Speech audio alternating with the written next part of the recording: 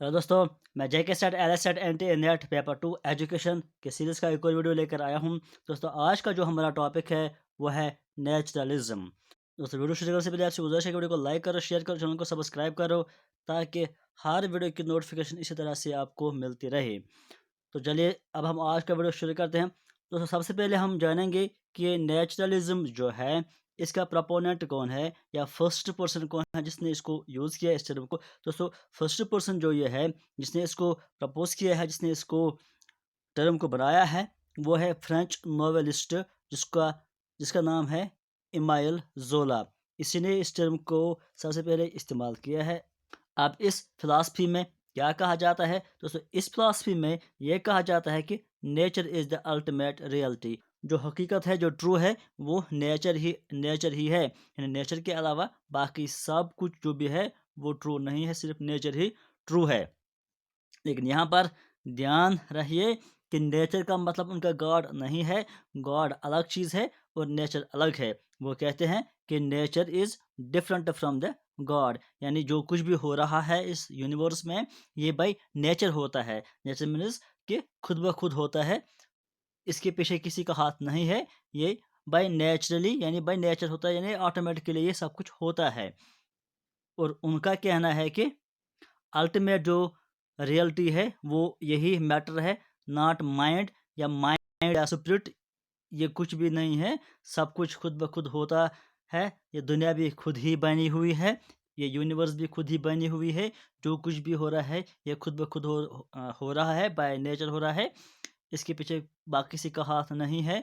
और जो ये नेचर के लॉज हैं वो अनचेंजेबल है, यानी वो बदल नहीं सकते हैं। एक बार जो नेचर के लॉज बने हुए हैं ये हमेशा सेम रहेंगे, ये इनका बदलाव नहीं आएगा, ये अनचेंजेबल है। नेचर के लॉज अनचेंजेबल है और इन्हीं लॉज की वजह से पूरी कायनात चल रही है। नेचर का जो अपना कानून है, अपने लॉज है, उसी के बिना पर ये सारी कायनात चल रही है और सब कुछ उसी के बिना पर हो रहा है। और उनका कहना यह है कि जो नॉलेज साइंस से ड्राइव होती है, यानी जिसको साइंस प्रूव करती है, जिसको साइंस कहती है कि ये सही नॉलेज है या जिसको हम प्रूव कर सकते हैं, वही नॉलेज रियल है और वही असली नॉलेज है। और हम जिसको देख सकते हैं या जिस जिस चीज़ को या जिस नॉलेज को हम अपने सेंस से देखते हैं वही ट्रू नॉलेज है। और हम नॉलेज को सेंस के ज़रिए ही हासिल भी कर लेते हैं। या तो हम देख सकते हैं, या तो हम उसको सुन सकते हैं, या तो हम उसको छू सकते हैं, या तो हम टच कर सकते हैं। अपने सेंस इस्तेमाल करके हम नॉलेज हासिल कर सकते हैं और ट्रू नॉलेज भी सेंसेस के ज़रिए ही हमको मिल सकती है। बाकी जो माइंड है, ये जो स्पिरिट है, ये जो बाकी है, ये कुछ भी नहीं है अकॉर्डिंग टू नेचुरलिज्म। अब इस नेचुरलिज्म के भी बहुत सारे स्कूल्स हैं, बहुत सारे फॉर्म्स हैं। अब हम उनको देखते हैं कि उनका क्या कहना है और उनका कॉन्सेप्ट क्या है। सबसे पहले जो इसमें आता है उसको बोलते हैं एटोमिस्टिक नेचुरलिज्म, यानी जो एटम से रिलेटेड होती है, एटोमिस्टिक से बनी हुई है ये एटोमिस्टिक नेचुरलिज्म। तो ये जो एटोमिस्टिक नेचुरलिज्म है, ये आप याद रखिए, it is the oldest form of naturalism. Naturalism का जो सबसे ओल्डेस्ट फॉर्म जो है वो यही है, एटोमिस्टिक नेचुरलिज्म। अब इसके प्रपोनेंट या एक्सपोनेंट हम कहेंगे कौन है। इसके दो एक्सपोनेंट हैं, एक है डेमोक्रेटस और दूसरा है एपिक्यूरस। ये दो नाम हैं जो रिलेटेड हैं एटोमिस्टिक नेशनलिज्म। अब इस स्कूल के तहत उनका क्या कहना है, उनका क्या कॉन्सेप्ट है। उनका ये कहना है कि ये यूनिवर्स है ये एटम से बनी हुई है, क्योंकि नाम ही है एटोमिस्टिक नेचुरलिज्म। यानी उनका कहना है कि जो भी ये कायनात है, जो भी ये यूनिवर्स है, ये किससे बनी है? एटम से। एटम जब मिलते हैं तो वो हर एक चीज़ बनाते हैं। इसी तरह से ये यूनिवर्स भी एटम से बनी हुई है। एटम आपस में मिले हुए हैं तो उन्होंने ये यूनिवर्स बनाई हुई है। और उनका कहना है which are different from each. हर एक एटम दूसरे एटम से डिफरेंट है, उनके कलर के हिसाब से, फॉर्म के हिसाब से, क्वालिटी, शेप, लेकिन ये आपस में मिलते जुलते हैं। एटम्स है मोशन, वो हमेशा मोशन में होते हैं, हमेशा चलते फिरते होते हैं एटम, और एक दूसरे से मिलते जुलते हैं तो फिर वो अलग अलग चीज़ें बना लेते हैं। और इसी तरह से यानी खुद ब खुद एटम अपने मोशन में रहते हैं, एक एटम के साथ दूसरा मिलता है, वो फिर तीसरे के साथ मिलता है, और इस तरह से मुख्तलिफ चीज़ें बनती हैं। और इसी तरह से उनका कहना है कि यूनिवर्स भी मुख्तलिफ एटमों से बनी हुई है। उसके बाद जो दूसरा इसका फॉर्म है वो है साइंटिफिक नेचुरलिज्म। अभी हम बात कर रहे थे एटॉमिस्टिक नेचुरलिज्म। अब ये साइंटिफिक नेचुरलिज्म क्या है, इसके बारे में हम थोड़ा सा जान लेते हैं। ये जो साइंटिफिक नेचुरलिज्म है, इसको में कहा जाता है कि जो एटम है उसको उन्होंने डिवाइड किया है 3 हिस्सों में। एक है इलेक्ट्रॉन, दूसरा है प्रोटॉन और न्यूट्रॉन। पहले एटॉमिस्टिक में उनका कहना था कि एटम सबसे रियलिटी है, एटम से सब कुछ बनता है। लेकिन बाद में जब कॉन्सेप्ट और ज़्यादा आगे बढ़ गया तो उन्होंने कहा कि एटम को भी हम डिवाइड कर सकते हैं, एटम के भी अलग अलग पार्ट्स हैं। या आपने भी पढ़ा होगा साइंस में कि उन्होंने कहा कि एटम के 3 हिस्से हैं, एक है इलेक्ट्रॉन, एक है प्रोटॉन और एक है न्यूट्रॉन। और उनका कहना यह है कि अल्टीमेट जो यूनिट है, यानी सबसे जो छोटा हिस्सा होता है जिससे चीज़ बनती है, वो एटम नहीं है, बल्कि वो एनर्जी ऑफ इलेक्ट्रिक पावर जो होता है, उसकी जो एनर्जी है, एनर्जी ही से सब कुछ बनता है। एनर्जी ही सबसे छोटा हिस्सा है और उसी से सब कुछ बनता है, बल्कि एटम से ये सब कुछ नहीं बनता है। जो ये साइंटिफिक नेचुरलिज्म है, ये बिल्कुल अगेंस्ट है एटोमिस्टिक नेचुरलिज्म, क्योंकि वो कहते थे कि सब कुछ एटम से बनता है। ये कहते हैं कि एटम से कुछ भी नहीं बनता है, बल्कि जो इलेक्ट्रिक पावर है, पावर से सब कुछ बनता है, एनर्जी से सब कुछ बनता है। एटम का उसमें कुछ भी चीज़ें नहीं है। और वो कहते थे एटोमिस्टिक में कि एटम को हम डिवाइड नहीं कर सकते हैं, लेकिन साइंटिफिक नेशनलिज्म में कहा गया है कि एटम को हम 3 हिस्सों में डिवाइड कर सकते हैं। और अब जो ये साइंटिफिक नेचुरलिज्म है, इसको 2 हिस्सों में डिवाइड किया गया है, यानी इसके भी 2 पार्ट्स हैं, या हम कहेंगे कि 2 स्कूल है। एक को हम कहते हैं फिजिकल नेचुरलिज्म और दूसरे को हम कहते हैं बायोलॉजिकल नेचुरलिज्म। अब जो ये फिजिकल नेचुरलिज्म है, इसका कॉन्सेप्ट क्या है, इसमें वो क्या कहते हैं? उसमें वो कहते हैं कि नेचर है और मैटर है, ये दोनों एक ही चीज़ है, यानी सेम थिंग, इनमें कोई फ़र्क नहीं है। यानी मैटर भी वही है और नेचर भी वही है। और उनका कहना यह है कि nature is what we can experienced directly by our senses, यानी कि जो हम सेंसेस से देखते हैं वही रियलिटी है। इनका भी यही कहना है कि नेचर वही है जो हम सेंसेस से देखते हैं, सेंसेस से महसूस करते हैं, एक्सपीरियंस करते हैं और अपने सेंसेस से, और वही नेचर भी है। और फिजिकल ऑब्जेक्ट्स आर रियल, यानी जो भी चीज़ें हमारे सामने है, ठोस चीज़ें हैं जिसको हम देख सकते हैं, जिसको हम छू सकते हैं, वही रियल है। और बाकी जो हमारे सामने नहीं है, जो सिर्फ आइडियाज़ में है, जिसके बारे में हम सिर्फ सुनते आते हैं, वो रियलिटी नहीं है, उस पर हम भरोसा नहीं कर सकते हैं। जो हमारे सामने है बस वही चीज़ें रियल है। ये था कॉन्सेप्ट फिजिकल नेचुरलिज्म। अब जो ये बायोलॉजिकल नेचुरलिज्म है, बायोलॉजिकल नेचुरलिज्म के पीछे एक मशहूर नाम है जो आप सब ने सुना होगा, जिसको हम बोलते हैं डार्विन। डार्विन्स थ्योरी आपने सब ने सुनी होगी, डार्विन्स थ्योरी ऑफ इवॉल्वेशन। उसी कॉन्सेप्ट की बेसिस पर ये बायोलॉजिकल नेचुरलिज्म आ गई है। डार्विन ने 3 प्रिंसिपल्स पेश किए हैं, ये आप सब जानते हैं। ये 3 प्रिंसिपल्स आप याद रखिए, ये इंपॉर्टेंट प्रिंसिपल्स है कि 3 प्रिंसिपल उसने कही है। वो क्या है? फर्स्ट प्रिंसिपल जो उसने कहा एडजस्टमेंट टू एनवायरनमेंट। पहला प्रिंसिपल उसने कहा एडजस्टमेंट टू एनवायरनमेंट। अब इसका मतलब क्या है? इसका मतलब यह है कि हर एक पर्सन, चाहे वो इंसान है, चाहे वो जानवर है, जो भी है, हर एक चीज़ ये कोशिश करता है कि वो अपने एनवायरनमेंट में एडजस्ट हो जाए।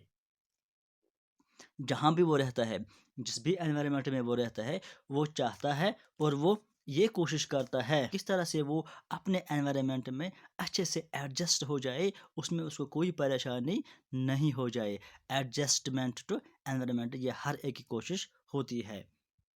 उसके बाद जो दूसरा कॉन्सेप्ट है और दूसरी बात उसने ये कही, दूसरा प्रिंसिपल ये है कि स्ट्रगल फॉर एग्जिस्टेंस। उस एनवायरनमेंट में, जिस एनवायरनमेंट में हर एक ये कोशिश करता है कि मैं किस तरह से एडजस्टमेंट यहाँ पे कर लूँ, ایڈجسٹ ہو جاؤں، وہاں پر وہ سٹرگل کرتے ہیں ایگزسٹنس کے لیے، یعنی وہاں پر اس کو بہت ساری مشکلات بھی آتی ہیں ایگزسٹ کرنے کے لیے، زندہ رہنے کے لیے۔ کبھی اس کو کھانے کے لیے پریشانی اٹھانی پڑتی ہے، کبھی باقی دشمن بھی آتے ہیں، چاہے جانور ہے چاہے انسان ہے، یعنی بہت ساری مشکلات کا سامنا کرنا پڑتا ہے۔ زندہ تبھی ایک انسان زندہ رہ سکتا ہے۔ اور تیسرا پرنسپل جو اس نے کہا کہ فٹسٹ سروائیو، یعنی اس کے دوران جب یہ سٹرگل کرنی پڑتی ہے ایک پرسن کو، ایک چیز کو، ایک لیونگ بینگ کو جب یہ سٹرگل کرنا پڑتا ہے تو اس کو اس ٹائم یا اس سچویشن میں صرف وہی لوگ زندہ رہتے ہیں، وہی پرسن زندہ رہتے ہیں جو کہ فٹسٹ ہوتے ہیں۔ یعنی جب بھی مان لو کہ کھانے پر لڑائی ہوتی ہے یا پیسوں پر لڑائی ہوتی ہے، کہیں پر بھی کوئی بھی سٹرگل ہوتا ہے تو وہاں پر وہی بچتا ہے، وہی سروائیو کرتا ہے جو کہ فٹسٹ ہوتا ہے، جو کہ بہادر ہوتا ہے، جو کہ اس سچویشن سے جھیل سکتا ہے، اس سچویشن سے باہر آ سکتا ہے، اس کو اس سچویشن کے ساتھ لڑنے کی ہمت ہوتی ہے، وہی آگے نکل جاتا ہے، باقی وہیں پر مر جاتے ہیں، ڈائی آؤٹ۔ یعنی ہر کوئی ان تین سچویشن سے پار کر جاتا ہے۔ پہلے تو اس کو یہ کوشش میں لگا رہتا ہے کہ کس طرح سے میں اس انوائرمنٹ میں ایڈجسٹمنٹ ہو جاؤں، اور اسی ایڈجسٹمنٹ ہونے کے لیے اس کو بہت سارے پرابلمز، بہت سارے مشکلات کا سامنا کرنا پڑتا ہے، اور ان مشکلات کو سامنے کرتے کرتے صرف وہی لوگ بچتے ہیں جن کے اندر اتنی ہمت ہوتی ہے کہ جو ان چیزوں سے لڑ لیں اور وہاں پر جیت حاصل کر لے، ان کو ہرا سکے، یعنی جو وہاں پر طاقتور بن کر سامنے آ جاتے ہیں۔ تو یہ تھا کانسیپٹ بایولوجیکل نیچرلزم کا۔ اس کے بعد ایک اور اس کا سکول ہے، وہ ہے میکینیکل نیچرلزم۔ تو میکینیکل نیچرلزم کا کانسیپٹ کیا ہے؟ سب سے پہلے آپ جانیے کہ اس کا پراپوننٹ کون ہے، وہ ہے ہربرٹ سپینسر۔ اس میں کیا کہا جاتا ہے؟ اس میں کہا جاتا ہے مین چیز اور مین پوائنٹ جو ہے وہ آپ یاد رکھیں۔